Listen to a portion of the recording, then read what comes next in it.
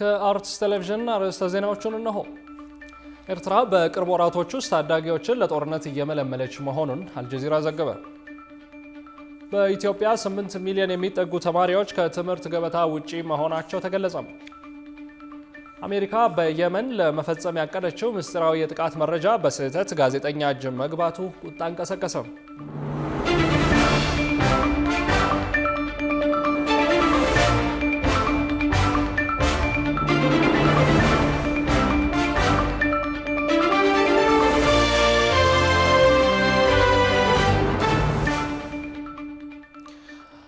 ክቡራን ተመልካቾች እንደምን አላችሁ? ይህ የአፍሪካን ህዳሴ ለማብሰር ከፍ ያለ ዓላማን ይዞ በ24 ሰዓታት ስርጭት ወደ እናንተ የሚደርሰው አርትስ ቴሌቪዥን የዜና ሰዓት ነው። ከ120 ሚሊዮን በላይ ዜጎች ያሏት ሀገራችንና በሰባት አህጉራት የተከፋፈለችው ዓለማችን እንዴት ዋለች፣ እንዴትስ አደረች የሚለውን ወደ እናንተ ልናደርስ መተናል። ዜናዎቹን ወደ እናንተ የማደርሰው ደግሞ የአብስራ ገዛኝ ነኝ። አብራችሁን ቆዩ። ወደ ቀዳሚ ዜናችን ስናልፍ ኤርትራ በቅርብ ወራቶች ውስጥ ታዳጊዎችን ለጦርነት እየመለመለች መሆኑን አልጀዚራ ዘገበ። በሰሞነኛው የኢትዮጵያና ኤርትራ ጉዳይ ላይ ጣቢያው ይዞት በወጣው ጽሑፍ ሀገራቱ ምናልባትም ወደ ጦርነት ሊያመሩ የሚችሉበት እድል ሰፊ ነው ሲልም አስፍሯል። ጽዮን ላይኩን ተጨማሪ አላት። ሰሞነኛው የኢትዮጵያና የኤርትራ ጉዳይ የዓለማችን ትልልቅ መገናኛ ብዙሃን ብዙ የሚሉበት ርዕስ ከሆነ ሰነባብቷል። የሁለቱ ሀገራት ግንኙነት ቃላት ባላወጣው መቀዛቀዝ ውስጥ ከገባበት ጊዜ አንስቶ አሁን እስከደረሱበት የውጥረት ደረጃ ድረስ የዓለም ዓይን በሚያርፍበት የአፍሪካ ቀንድ ላይ ያሉት ሀገራቱ ቀጣይ ሁኔታቸው አሳሳቢ ደረጃ ላይ መድረሱም እየተነገረ ነው። የኳታሩ ዓለም አቀፍ መገናኛ ብዙሃን አልጀዚራ በእንግሊዝኛ አምዱ ባሰፈረው ጽሑፍ ደግሞ የሁለቱ ሀገራት ሰሞነኛ ወታደራዊ እንቅስቃሴ ሀገራቱ ፊት ለፊት የሚጋጠሙበት ሁኔታ መኖሩን አመላካሽ ተደርጎ እየተወሰደ መሆኑን አስፍሯል። ለዚህም የተለያዩ ምክንያቶችን በቅደም ተከተል ያስቀመጠው ዘገባው በተለይም የኤርትራ ከቅርብ ወራት ወዲህ ወጣቶችን ወደ ምልመላ እያስገባች መሆኑና የኢትዮጵያ ወታደሮች በሰሜኑ የሀገሪቱ ክፍል ላይ ባሉ ድንበር ቦታዎች ላይ አሉ የሚሉ መረጃዎች መሰማታቸው የጦርነት ግምቶችን እያባባሱ መምጣቱን ገልጿል። በየካቲት ወር ላይ የኤርትራ መብት ተሟጋች ድርጅት እንደሆነ የተገለጸው ሂውማን ራይትስ ኮንሰርን ኤርትራ የኤርትራ መንግስት ከ60 ዓመት በታች ለሆኑ ዜጎች ወታደራዊ ቅስቀሳ መመሪያ እያወጣ መሆኑንና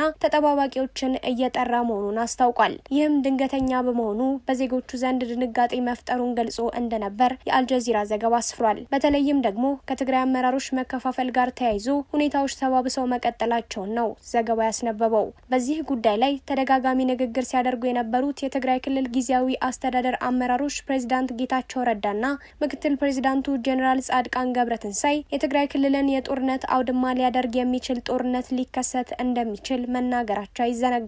ከብዙ ጊዜያት ዝምታ በኋላ ወደ ሚዲያው ብቅ ያሉት የትግራይ ክልል ምክትል ፕሬዝዳንትና የትግራይ ሰራዊት የበላይ አዛዥ የሆኑት ጄኔራል ታደሰ ወረደም በክልሉ የውስጥ ግጭት ይፈጠራል የሚለው ጉዳይ ዝግ ነው ሲሉ ይደመጡ እንጂ ከውጭ ይመጣል ስለተባለው ጦርነት በእርግጠኝነት የገለጹት ነገር አልነበረም። በትግራይ ክልል የሰሜኑ ጦርነት ከመነሳቱ አስቀድሞና ከኤርትራ ጋር እርቅ በተፈጸመ ሰሞን ሁለቱ ህዝቦች የእርስ በርስ ትስስርና የንግድ ልውውጥን ጨምሮ የተለያዩ እንቅስቃሴዎችን ሲያደርጉ እንደነበር የሚገለጽ ሲሆን ከጦርነቱ መጠናቀቅ በኋላ ያልተፈቱ ብዙ ውዝግቦች በስፍራው ነዋሪዎች ዘንድ ተደጋግመው ጫና ሲፈጥሩ መቆየታቸው የሚዘነጋ አይደለም። የኢትዮጵያና የኤርትራ እሰጥ አገባ ከጀመረ መሰነባበቱን ተንታኞች ያስረዳሉ። የቀይ ባህር አጀንዳ ተፋፍሞ ከመነሳቱ አስቀድሞ የኤርትራ ሰራዊት አለቀቀውን በተባለው የኢትዮጵያ መሬት በሳይበር ጥቃትና በቀጠናው ሌሎች ጉዳዮች ላይ ሀገራቱ ይፋ ባልሆነ መንገድ ሲካሰሱ መቆየታቸውም የሚዘነጋ አይደለም። ባሳለፍነው መስከረም ወር የበረራ መቋረጥ ከተሰማ በኋላ የስልክ ግንኙነት መቆሙ እንዲሁም ከዛ በመቀጠል በቅደም ተከተል በሀገራቱ መካከል የተፈጠሩ ክስተቶች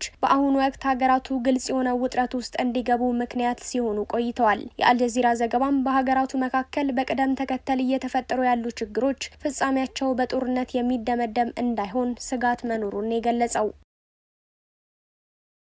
በኢትዮጵያ 8 ሚሊዮን የሚጠጉ ተማሪዎች ከትምህርት ገበታ ውጪ መሆናቸው ተገለጸ። በአማራ ክልል ብቻ አሁን ባለው ግጭት ምክንያት ከ4 ሚሊዮን በላይ ተማሪዎች ከትምህርት ገበታ ውጪ መሆናቸውን የትምህርት ሚኒስትሩ ፕሮፌሰር ብርሃኑ ነጋ ተናግረዋል። ሮሃ ግርማ ተጨማሪ አላት።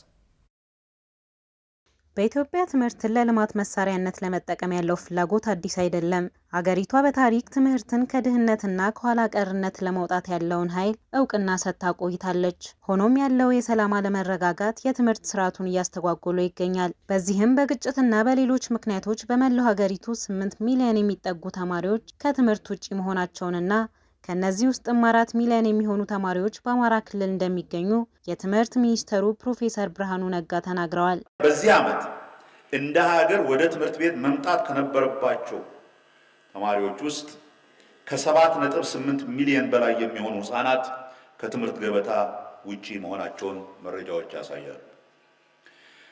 በአማራ ክልል ብቻ አሁን ባለው ግጭት ምክንያት ከ4 ሚሊዮን በላይ ተማሪዎች ከትምህርት ገበታ ውጪ የሆኑ ሲሆን 3700 በላይ ትምህርት ቤቶች ከመማር ማስተማር ስራ ውጪ ሆነዋል። የዚህን ክፉ ውጤት ምንነት ከዛሬም በላይ ገና ወደፊት የምናየው ነው የሚሆነው። በአጠቃላይ የግጭቱ ሰለባ የሆኑ ተማሪዎች ላይ የሚኖረውን የስነ ልቦና ጫና እንዲሁም የተማሪዎች የወደፊት ህይወት እድል እየተሰናከለ ያለበት ሁኔታ በትምህርት ዘርፉ ላይ ከፍተኛ ተጽዕኖ እንደፈጠረና በግጭት ቀጠና አካባቢዎች የሚገኙ ህጻናትና ወጣቶችም ሊያገኙት የሚገባውን የትምህርት እድል እያገኙ እንዳልሆነ ተገልጿል። በተለይም በአማራ ክልል ባለፉት 2 ዓመታት ባለው ግጭት ምክንያት በክልሉ የሚገኙ ህጻናትና ወጣቶች በብዙ መልኩ ተጎጂ ከመሆናቸው ባለፈ ከፍተኛ የስነ ልቦና ጫና እየደረሰባቸው እንደሚገኝ ነው የተነገረው። እነዚህ ልጆች ወደ ትምህርታቸው ተመልሰው ቢገቡም እንኳ የደረሰባቸው የስነ ልቦና ቀውስ ትምህርት የመቀበል አቅማቸውን ሊጎዳው እንደሚችልና በግጭት ጊዜም ያለፈውን ትምህርት ለማካካስ አስቸጋሪ እንደሚሆን ተገልጿል። ተማሪዎቹ እንደምንም አካክሰው እንኳን ትምህርታቸውን ቢቀጥሉ በእድሜ ከነሱ ካነሱና ከታናናሾቻቸው ጋር መማራቸው ጫናው የጎላ እንደሚሆን ተነግሯል። የአማራ ክልል ከግጭት ወጥቶ ከትምህርት ገበታ የራቁ ልጆችን ወደ ትምህርት ቤቶች ለመመለስ በሚደረገው ጥረት የትምህርት ሚኒስቴር በተቻለው አቅም ሁሉ ድጋፍ እንደሚያደርግ ፕሮፌሰር ብርሃኑ ነጋ ተናግረዋል። ትምህርት መንግስትን ብቻ ሳይሆን ወላጆችን፣ የአካባቢውን ማህበረሰብና የአካባቢውን ድርጅቶችን የሚያሳትፍ የጋራ ጥረት የሚፈልግ መሆኑ በዚህም ወላጆችና የማህበረሰብ አባላትን በትምህርት ሂደት ውስጥ በባለቤትነት በማሳተፍ የተማሪን የመማር ስኬት የሚያጎለብቱ ድጋፎች እንዲያደርጉ ማድረግ ይገባል። የትምህርት ጥራትን በመላው ሀገሪቱ ለማሻሻል እየሰራ ያላቸው ስራዎች እንደተጠበቁ ሆነው ሁሉንም የሀገሪቱን ልጆች በእኩልነት በማየት በግጭት ውስጥ ላሉና በዚያ ላለፉ የማህበረሰብ ክፍሎች የተለየ አትኩሮት በመስጠት በግጭት የፈረሱ ትምህርት ቤቶችን መልሶ በመገንባት አዳዲስ ትምህርት ቤቶች በሚያስፈልጉባቸው ቦታዎች እንደ ፍላጎቱ መጠንና በመስሪያ ቤቱ አቅም ልክ እያገዘ ነው። በክልሉ ብሎም በሀገሪቱ የሚገኙ ህጻናትና ወጣቶችን ወደ ትምህርት ገበታቸው ለመመለስና የሰላም ሁኔታዎችን ለማሻሻል ሁሉም የህብረተሰብ ክፍሎችና የመንግስት አካላት የበኩላቸውን መወጣት እንደሚገባቸው ተገልጿል። አሜሪካ በየመን ለመፈጸም ያቀደችው ምስጢራዊ የጥቃት መረጃ በስህተት ጋዜጠኛ እጅ መግባቱ ቁጣን ቀስቅሷል። ሁኔታው የብሔራዊ ደህንነት ቅሌት ነው ሲሉ የተቹት ዲሞክራቶች ጉዳዩ ላይ ምርመራ እንዲከፈትም ጠይቀዋል። የውጭ ትንታኔና ዓለም አቀፍ ጉዳዮች ዘጋቢያችን ቃል ኪዳን ይጥና ጉዳዩን በዝርዝር ተመልክቶታል። War plans revealed in a group chat involving the nation's top security officials and a journalist. ከፍተኛ የአሜሪካ ባለስልጣን በየመን ሊፈጸም የታቀደን ምስጢራዊ ጥቃት ጋዜጠኛ ባለበት ግሩፕ ቻት አለያም የቡድን መልእክት መለዋወጫ ገጽ ላይ ማጋራታቸው ቁጣን ቀስቅሷል። ማህበራዊ የትስስር ገጹ ከፍተኛ የአሜሪካ ባለስልጣናት በየመን ስለሚፈጽሙት ጥቃት መረጃ የሚለዋወጡበት ነበር የተባለ ሲሆን እዚህ ገጽ ላይ ጋዜጠኛው ሳይታሰብ መግባቱን ዋይት ሀውስ አስታውቋል። በዚህም የአትላንቲክ መጽሔት ባልደረባ የሆነው ጄፍሪ ጎልድበርግ የአሜሪካ ምክትል ፕሬዝዳንት ጄዲ ቫንስ እና የመከላከያ ሚኒስትሩ ፔት ሄግሴት በሚገኙበትና የሲግናል የመልእክት ቡድን ውስጥ ሳይታሰብ መካተቱም ነው የታወቀው። ጋዜጠኛው በመረጃ ልውውጡ ወቅት አሜሪካ በየመን የሀውቲ አማጽያን ላይ ለመፈጸም ያቀደችውን ምስጢራዊ ወታደራዊ እቅድ መመልከቱን ገልጿል። በወቅቱ የጥቃቱ አፈጻጸም እቅድ የሚፈጸምበትን ሰዓትና የጥቃቱን ኢላማዎች ጨምሮ ለጥቃቱ የሚውሉ መሳሪያዎችን ዝርዝር ሁኔታ ከጥቃቱ 2 ሰዓት ቀደም ብሎ መመልከቱን ሮይተርስ አስነብቧል። የጋዜጠኛው በባለስልጣናቱ የመረጃ ልውውጥ ውስጥ መሳተፍ ይፋ ከሆነ በኋላ ዲሞክራቶች በትራምፕ አስተዳደር ላይ የሰላ ትችት ያቀረቡ ሲሆን ሁኔታውን የብሔራዊ ደህንነት ቅሌት ነው በማለት ጉዳዩ ላይ ምርመራ እንዲከፈት ጠይቀዋል። ለረጅም ጊዜ እንዲህ ያለ ነገር አልሰማሁም ሲሉ የተደመጡት ዲሞክራቱ ቻክ ሹመር የከፍተኛ የወታደራዊ ደህንነት ክፍተት ነው ሲሉ ተናግረዋል። አንዳንድ ሪፐብሊካኖችም እንዲሁ ስጋታቸውን መግለጻቸው የተዘገበ ሲሆን ከሁኔታው በኋላ ስህተቱ የተፈጠረበት መንገድ እንዲጣራም ጥያቄ ቀርቧል። የአትላንቲኩ ጋዜጠኛ ጎልድበርግ ምናልባትም የብሔራዊ ደህንነት አማካሪው ማይክ ዋልዝ ሳይሆን አይቀርም በተባለ የቡድኑን ተቀላቀል ግብዣ ሚስጥራዊውን የሲግናል የመልእክት ቡድን መረጃ ልውውጥን ሳይቀላቀል አልቀረም የተባለ ሲሆን ይበልጡን ለፕሬዝዳንት ዶናልድ ትራምፕ ባላቸው ታማኝነት አንዳንድ ሪፐብሊካኖችም እንዲሁ ስጋታቸውን መግለጻቸው የተዘገበ ሲሆን ከሁኔታው በኋላ ስህተቱ የተፈጠረበት መንገድ እንዲጣራም ጥያቄ ቀርቧል። የአትላንቲኩ ጋዜጠኛ ጎልድበርግ ምናልባትም የብሔራዊ ደህንነት አማካሪው ማይክ ዋልዝ ሳይሆን አይቀርም በተባለ የቡድኑን ተቀላቀል ግብዣ ሚስጥራዊውን የሲግናል የመልእክት ቡድን መረጃ ልውውጥን ሳይቀላቀል አልቀረም የተባለ ሲሆን ይበልጡን ለፕሬዝዳንት ዶናልድ ትራምፕ ባላቸው ታማኝነት ቁልፍ ቦታዎችን እንዲይዙ የተደረጉ ሹማምንት በዚህ አካሄዳቸው የሀገሪቱን ብሔራዊ ደህንነት አደጋ ላይ መጣላቸው አይቀሬ ነው እየተባለ ይገኛል።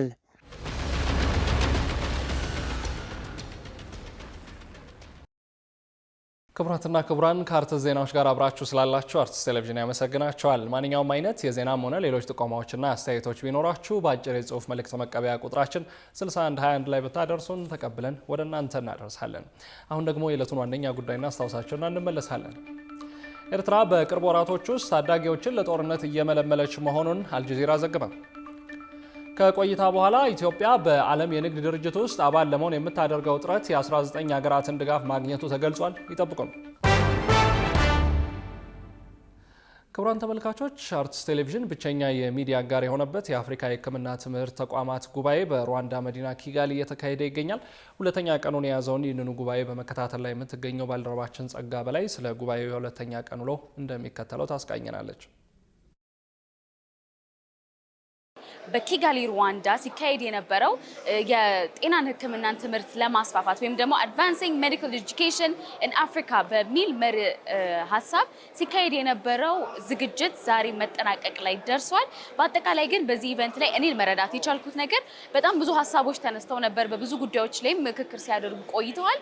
በዋነኝነት ግን እንዴት ነው አርቲፊሻል ኢንተለጀንስ ወይም ደግሞ ቴክኖሎጂን ተጠቅመን የተሻለ የሆነ ጤና ስርዓት ወይ የጤና ትምህርትን ማስፋፋት እንችላለን የሚለው ነገር በዋነኝነት ሲነሳ ቆይተዋል። ከዛም ባለፈ ደግሞ እንደምናውቀው በዓለም ዙሪያ የተለያዩ አፍሪካውያን ተበታትነው እየኖሩ ይገኛል። ስለዚህ አፍሪካ ዲያስፖራስ ወይም ደግሞ ለረጅም ዓመት ከአህጉራቸው ውጪ ሲኖሩ የነበሩ አፍሪካውያን መልሰው እንዴት ህዝባቸውን ያገልግሉ፣ በምን መንገድስ ማህበረሰባቸውን ማገዝ ይችላሉ የሚለው ነገርም ሲነሳ ነበር። ለአህጉራችን አፍሪካ በጤናው ዘርፍ ላይ ለውጥ እንዴት ማምጣት እንችላለን የሚለው ነገር ስንወያይ ስንመካከር ቆይተናል። በጣም ደስ የሚል ነበረ።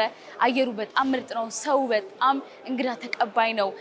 ይህ ዝግጅትም ደግሞ በአህጉራችን አፍሪካ የመጀመሪያ በተለይ በጤናው ዘርፍ ላይ የተካሄደ ትልቁ የመጀመሪያ ዝግጅት ነው ማለት እንችላለን። ለመቄዶንያ የአረጋውያንና የአእምሮ ህሙማን መርጃ ማዕከል የሚደረገው የገቢ ማሰባሰብ 800 ሚሊዮን ብር መድረሱ ተገለጸ። ሰውን ለመርዳት ሰው መሆን በቂ ነው በሚል መርህ ቃል እየተካሄደ የሚገኘው የገቢ ማሰባሰቢያ 44ኛ ቀኑን ይዟል። በመርሃ ግብሩ ላይ በሀገር ውስጥም ከውጭ እንዲሁም በተለያዩ የሙያ ዘርፎች የተሰማሩ ግለሰቦችና ተቋማት ድጋፍ እያደረጉም ይገኛሉ። አዘጋጆቹ ሁሉም ኢትዮጵያዊ ለወገኖቹ እያደረገ ያለውን ድጋፍ አጠናክሮ እንዲቀጥልም ጥሪያቸውን አቅርበዋል። መቄዶንያ አረጋውያንና የአእምሮ ህሙማን መርጃ ማዕከል በአዲስ አበባና በክልሎች የጀመረውን ስራ በማጠናቀቅ 5 ቢሊዮን ብር ለማሰባሰብ እየሰራም ይገኛል።